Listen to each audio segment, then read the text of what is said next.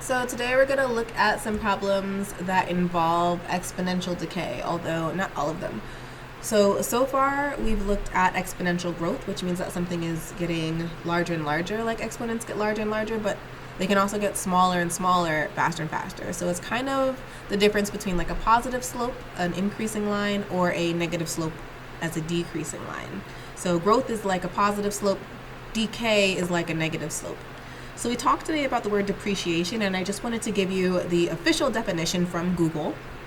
Depreciation means the reduction in value of an asset or the reduction in price of anything. So it's the opposite of appreciation. So maybe you've heard that houses, like the value of a house appreciates because it's an asset. That means that over time, the value of your home increases, right? The value of a car, on the other hand, decreases in value. As soon as you take the car off the lot, as soon as you buy it, as soon as you drive it away, it decreases in value by a lot. I think like $10,000 or like a third of its value, like the problem said. I mean, it just keeps decreasing as the years go on. So eventually cars will be like a really old car is nowhere near worth as much as it was when it was new, right? But it never has a value of zero. It's still worth something. It's just not worth a lot. It's just worth far, far less. So depreciation is the opposite of appreciation. Depreciation means it's a reduction in the value. Appreciation means that it is increasing in value over time. So I just want to take a look at these two examples. So I want to point out that the first example, as x is increasing, y is increasing. So this would be an example of exponential growth. For example 1. For example 2, as x is increasing, y is decreasing. And I know that these numbers may be a little bit scary for some people, but 0.01 is bigger than 0.005, right? If you look at the digits from left to right in your number, this has a 1 2 digits after the decimal. This has a 0 2 digits after the decimal. So this number is larger because 1 is bigger than 0. So the numbers are getting smaller and smaller and smaller. So this is an example of exponential decay. So let's take a look at what we would do to find the actual equation. So this one may be a little bit more obvious, right? So to get from 3 to 6 using multiplication, we're multiplying by 2. To get from 6 to 12, we're multiplying by 2, and we're multiplying by 2 again. So that's going to be our B, our growth factor is going to be 2. Our A, which is our initial value, oh, I'm sorry, you can't even see what I'm writing. Our A, which is our initial value, is here. This is going to be our A. When x is 0, y is 3. That's the same thing as kind of like our y-intercept. So our A is going to be 3.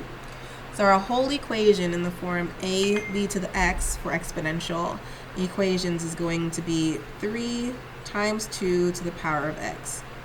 That's going to be our function, right? And if this function was called f, it would be f of x is equal to. For this problem on exponential decay, it's a little bit trickier with decay. So to get from 0.01 to 0.005, or 0 and 100th, or 5 thousandths, what would we multiply by, right? What are we multiplying by? So in order to figure that out, we can do 0.005 divided by 0.01 and see what we get. And if you do that in your calculator, which I thought I had on my screen, but I don't, so let me pull that up.